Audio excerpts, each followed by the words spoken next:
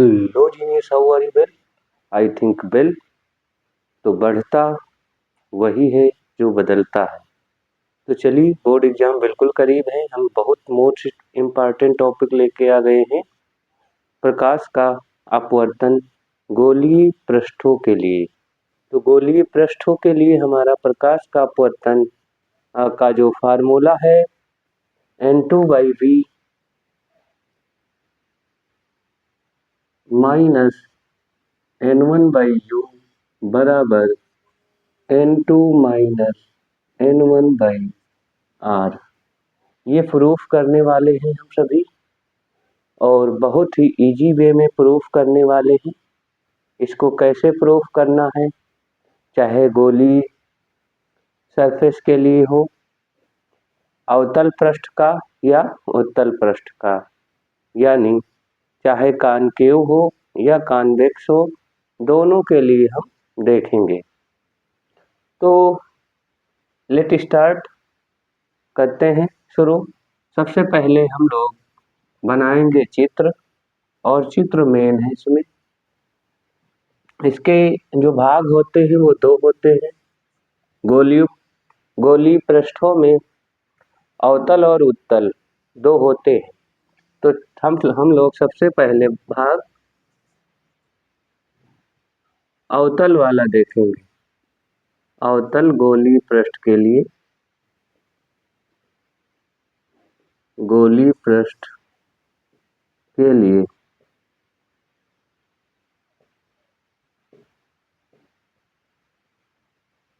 तो ये सब बोर्ड एग्जाम के लिए बहुत ही इम्पोर्टेंट है। इसका चित्र कैसे बनेगा सभी देखिए। ये हमारा अवतल गोलीय पृष्ठ होता है, जो बीच से हल्का सा दबा होता है इस टाइप में। और ये जो बीचों बीच होता है, और ये जो सेंटर ऑफ कर्वेचर होता है, इसको मिलाने वाली अक्ष को हम लोग कहते हैं प्रिंसिपल अक्ष, और मिड पॉइंट को हम लोग पोल बोलते हैं, ध्रुव बोलते हैं। मान लेते हैं हमारे पास कोई ऑब्जेक्ट है, और वो ऑब्जेक्ट यहाँ पर स्थित है। तो यहाँ से जो जाने वाली प्रकाश किरण होगी वो ऐसे जाएगी। आप जान रहे हो कि जो बाहर वाला माध्यम है वो N1 कंसीडर कर लीजिए, और जो गोलीय पृष्ठ के अंदर का जो माध्यम है, मीडियम है, इसको हम लोग कंसीडर कर ले N2। जब भी प्रकाश किरण विरल माध्यम से सघन माध्यम में जाती है तो वो अभिलंब की ओर थोड़ा सा झुक जाती है। यहाँ पर अभिलंब बनाना पड़ेगा। आप समझ लीजिए अभिलंब सदैव कहाँ से जाता है, सेंटर ऑफ कर्वेचर से। सेंटर ऑफ कर्वेचर मतलब वक्रता त्रिज्या। वक्रता त्रिज्या से जाने वाली जो प्रकाश किरण होती है वो बिना डिफ्लेक्ट किए सीधे चली जाती है। तो ये किरण जो होगी हमारी थोड़ा सा ऊपर की ओर झुक जाएगी, इस तरह से बेटा, थोड़ा सा ऊपर की ओर झुक जाएगी। ऐसे गई है और इस तरह से झुक गई। अब इसको हम लोग पीछे ड्रा करें, पीछे लाएंगे ऐसे। ये वाला जो बिंदु है, यहाँ पर हमारा इमेज बनेगी। हमारी क्या बनेगी? इमेज बनेगी। और यहाँ पर हम ये देखने जा रहे हैं कि ये वाला कोण अल्फा हम लोग मान लें, ये वाला बीटा मान लें और ये वाला गामा मान लें।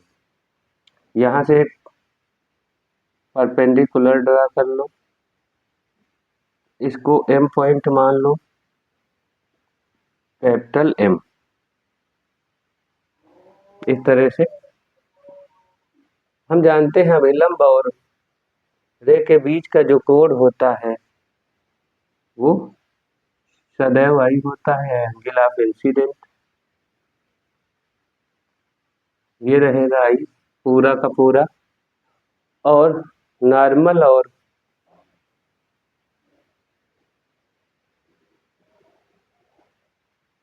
अपवर्तित और बाहर वाली किरण जो है उसके बीच का जो एंगल है वो रहेगा स्मॉल आर, ये वाला एंगल।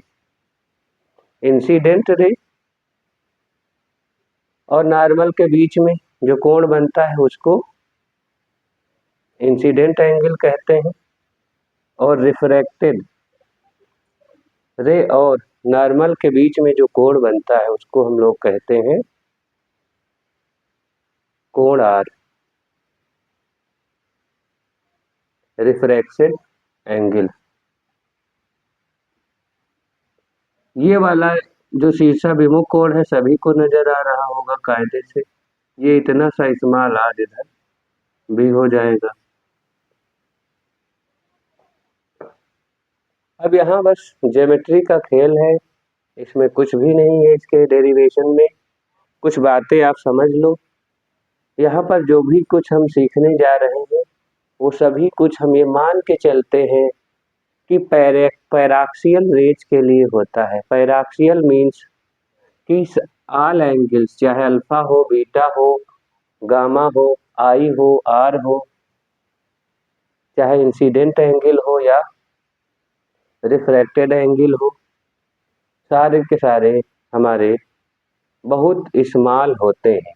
जैसे हम कहें ये ये बहुत छोटा सा कोण होगा, तो अल्फा अगर बहुत छोटा होगा तो इधर वाले जो कोण होंगे ये हमारे भी बहुत छोटे होंगे, और अल्फा के बाद बीटा भी बहुत छोटा होगा और गामा भी बहुत छोटा होगा।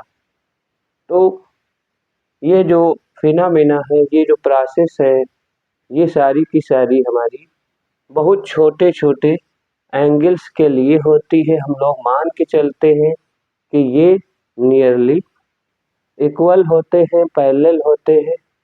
ये सारे की सारी रेंज बहुत छोटा सा कोण बनाती हैं, इसीलिए हम लोग इसको ये मान के चलते हैं कि जो कोण है चाहे sine theta nearly equal to theta हो जाता है, टेन थीटा भी नियरली इक्वल टू थीटा हो जाता है। तो चलिए हम लोग देखते हैं इसको आगे। इसको मिटाया जाए तो इसका हम लोगों ने चित्र देखा है। अब यहाँ पर कुछ नामकरण हो जाए, ये एम हो गया, ये आई, ये सी हो गया, इसको भी कोई पॉइंट दे दें, ए नाम दे दें, और इसकी हाइट दे दें स्मॉल एच।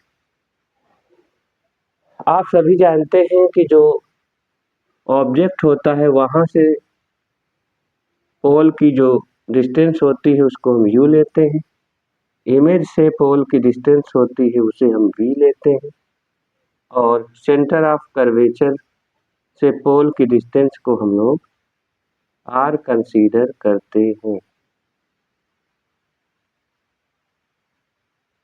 ये मान के चलिए ये सारी डिस्टेंस, ये इंसिडेंट रे ऐसे जा रही, सारी डिस्टेंस को कवर करने के लिए उल्टा चलना पड़ेगा। तो u हो चाहे v हो चाहे r हो, सारी की सारी नेगेटिव रहने वाली है। तो हमारे पास दो ट्रायंगल है, ट्रायंगल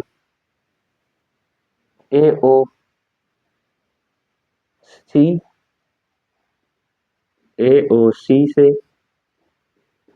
ट्रायंगल AOC से बहिष्कोण ये गामा हो जाएगा, गामा बहिष्कोण है, इंटीरियर एंगल अल्फा और आई है, आप सभी समझ रहे हो। आंतरिक कोण, तो जो बहिष्कोण होता है, मैं थोड़ा बहुत तो आप लोगों ने पढ़ा ही होगा, आंतरिक अंतः दो कोणों के योग के बराबर होता है। तो जो हमारा गामा आने वाला है ये आ जाएगा अल्फा प्लस आई, ये आ जाएगा। यहां से अगर हम आई निकालना चाहें तो गामा माइनस अल्फा आ जाएगा, इक्वेशन 1 मान लें इसको। इसी प्रकार कोण आई ए यानी त्रिभुज हम ले लें ये वाला, और इसमें हम देखें तो त्रिभुज आई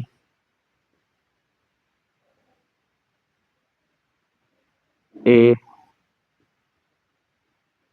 सी से यहाँ पर भी जो कोण है वो हमारा गामा किसके बराबर होगा, बीटा प्लस आर के बराबर होगा। देखिए ये वाला जो हमारा ट्रायंगल है, ये वाला आई ए एम, इसमें ये कोण इस गामा के बहिष्कोण के बराबर होगा। पहले वाला ट्रायंगल हमने ओ ए एम लिया था, तो इसमें अल्फा प्लस आई, ये पूरा का पूरा आई, ये गामा के बराबर था। दूसरे वाले त्रिभुज में हमने लिया है, तो यहाँ से भी हम आर निकाल सकते हैं। तो आर बराबर गामा, बीटा उधर भेजोगे तो बीटा माइनस हो जाएगा, इक्वेशन 2। अब स्नेल्स लॉ सभी जानते हैं, बच्चा बच्चा जानता है कि स्नेल्स का लॉ क्या होता है। तो ये दो इक्वेशंस मेन है, उसके बाद स्नेल्स लॉ लगाना है। कुछ बातें और सीख लीजिए। स्नेल्स लॉ में हम जो भी लगाएंगे, जैसे साइन आई को हम लोग नियरली इक्वल टू आई ही मानेंगे, और साइन आर को नियरली इक्वल टू आर मानेंगे। ऐसा इसलिए करेंगे क्योंकि कोण बहुत छोटे हैं इसलिए। और इस त्रिभुजों में हम लोग tan थीटा लगाएंगे, चाहे tan अल्फा हो उसको नियरली इक्वल टू अल्फा करना है, और tan बीटा हो उसको नियरली इक्वल टू बीटा करना है, और tan गामा को नियरली इक्वल टू गामा करना है। अब यहाँ पर ये चीज देखो, tan अल्फा मतलब परपेंडिकुलर अपान बेस, यानी h अपान माइनस का b, यहाँ पर क्या आएगा h अपान माइनस का सॉरी h अपान माइनस का u, ऊपर आएगा अल्फा में क्योंकि ऑब्जेक्ट डिस्टेंस है ना वो, यहाँ माइनस का b, और यहाँ जो आएगा h अपॉन माइनस का r, ये डिस्टेंस हमारी है। और ये थोड़ा सा हमको याद रखना है कि अगर साइन आई है तो उसको हम नियरली इक्वल टू लेंगे आई, साइन आर है तो उसको नियरली इक्वल टू आर लेंगे, अल्फा बीटा गामा इसको भी हम लोग लेंगे nearly equal to alpha beta gamma, ये याद रखिएगा। तो चलिए शुरू करते हैं। इसको लिखना चाहो तो आप लिख भी लो, बढ़िया कायदे से लिख लेना। साइन, चूंकि यहाँ पर लिखना पड़ेगा क्योंकि जो कोण है वो बहुत छोटे हैं, इसलिए रेज क्या है, पैराक्सियल है। चूंकि कोण बहुत छोटे हैं इसलिए साइन आई बराबर आई हो जाएगा, और साइन आर बराबर आर हो जाएगा tan alpha nearly equal to alpha बराबर हमारा हो जाएगा h upon minus u tan beta nearly equal to beta बराबर हो जाएगा h upon minus b tan gamma बराबर गामा हो जाएगा क्योंकि कोण बहुत छोटे हैं पैराक्सियल वेज में एच अपान माइनस आर इतना हमको करना होगा। बस ये हो गया Snell's law by using Snell's law.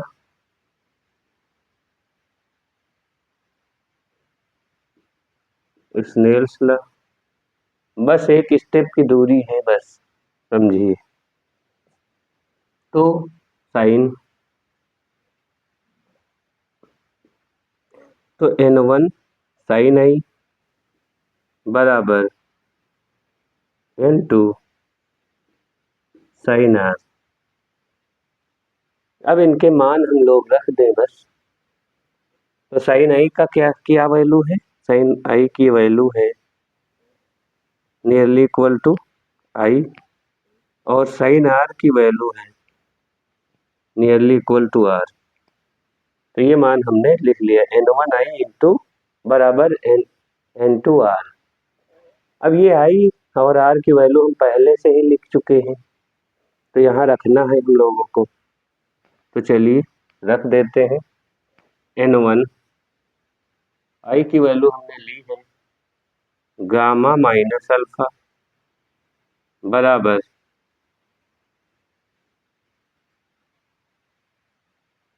n2 are की वैल्यू ली है गामा माइनस बीटा।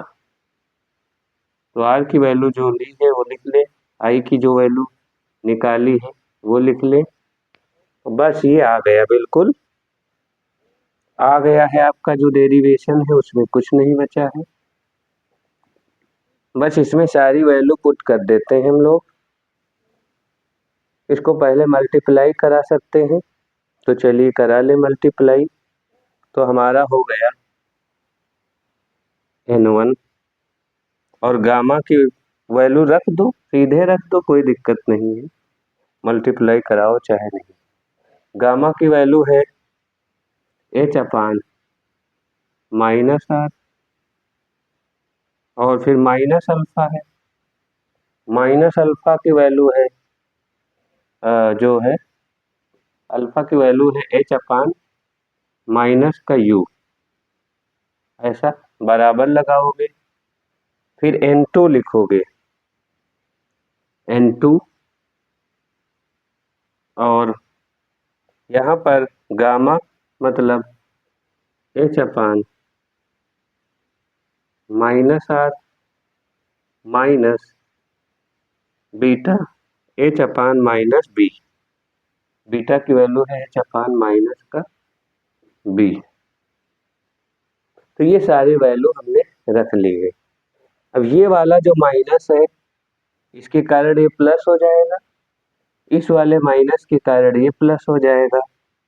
तो इसको हम लोग सीधे कर ही लेते हैं, लिखेंगे उसके बाद क्या करेंगे, इसको हम प्लस कर लेंगे और इस वाले माइनस ने इसको प्लस कर दिया। आराम से सोचिए, बस ये हो गया पूरा। और ये h दोनों में सब में कॉमन है, h को कॉमन ले कर काट देंगे तो हमारा सिर्फ और सिर्फ बचेगा n1 और यहाँ पर बचेगा 1 upon minus R plus 1 upon u बराबर n2 1 upon minus R plus 1 upon b. ये अब इसको रीअरेंज करना है, बस गुणा कराना है और रीअरेंज करना है। बस ये प्रूफ हो गया, इधर देख लेते हैं। तो इसको जब गुणा कराएंगे तो हमारा हो जाएगा n1 माइनस का माइनस का N1 अपान आर, क्योंकि N1 दोनों में गुणा होगा, माइनस ऊपर आ जाएगा, प्लस N1 अपान में U बराबर N2 अपान में माइनस का N2 अपान में R प्लस N2 अपान में V। ऐसे गुणा करा लिया आपने। अब क्या करना है, अब N1 R वाले पद एक साइड में ले जाओ, बस इस माइनस N1 बाई R को उस साइड ले जाओ, तो ले जाओ, तो यहाँ क्या आ जाएगा, और इसको इधर ले आओ, तो हमारा आ जाएगा, क्या आ जाएगा, सीधी सी बात है, ये इधर रोक लो, N2 बाई B माइनस का N1 बाई U बराबर, हमने किया क्या है समझ लो, N2 बाई B को वहीं रखा है, N1 बाई U को उधर ले गए तो माइनस का N1 बाई U हो गया है, और ये इधर ले आएंगे, तो ये माइनस में है, माइनस N2 बाई R को इधर ले आओ तो प्लस में N2 बाई R हो गया, और ये वही है तो माइनस का N1 बाई R ही रहेगा, को सही से लिख लो, N2 अपान B माइनस N1 अपान U बराबर N2 minus N1 by R, क्योंकि बेस अगर सेम हो तो क्या होता है,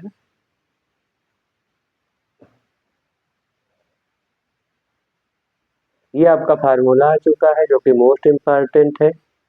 पक्षांतर कैसे किया गया है वो आप समझते हो, सभी छोटी छोटी बातें पक्षांतर करने में साइन चेंज होते हैं, याद रखिएगा।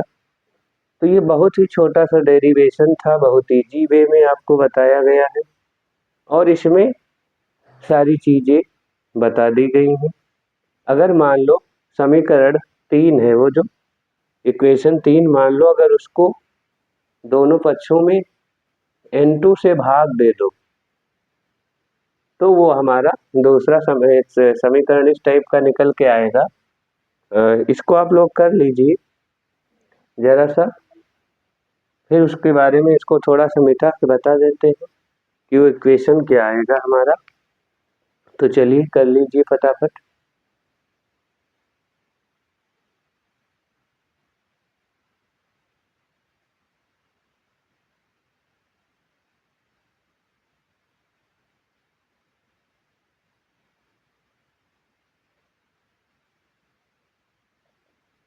तो सभी ने कर लिया है आशा करते हैं, थोड़ा सा मिटाना पड़ेगा बस।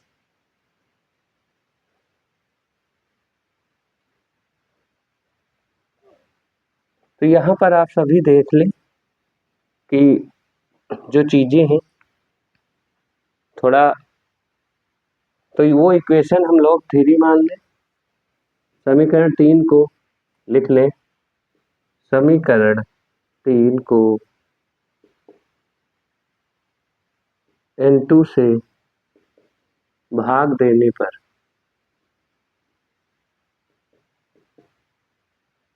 तो हमारा क्या हो जाएगा, सॉरी N1 से भाग देने पर, N2 नहीं N1 से, तो ये हमारा हो जाएगा N2 by N1 by B minus N1 से N1 भाग होगा तो कट ही जाएगा, तो 1 बाई U बराबर N2 बाई N1 कटेगा नहीं, और माइनस का N1 बाई N1 1 हो जाएगा, अपान में R बैठा है तो R ही रहेगा। ये जो होता है दूसरे माध्यम का पहले माध्यम के रिस्पेक्ट में अपवर्तनांक होता है,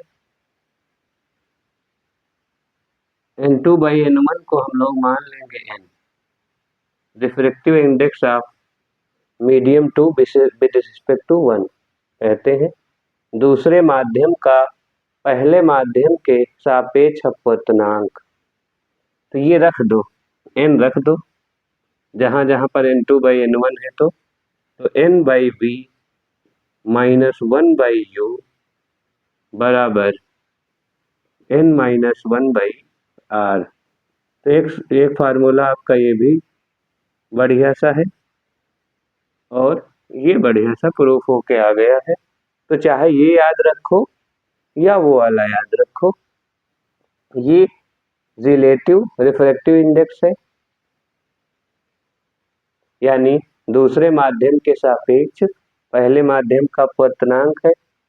अगर दिया हो तो सीधे ये यूज कर लेना, अगर अलग अलग दिए हैं तो वो नीचे वाला यूज कर लेना।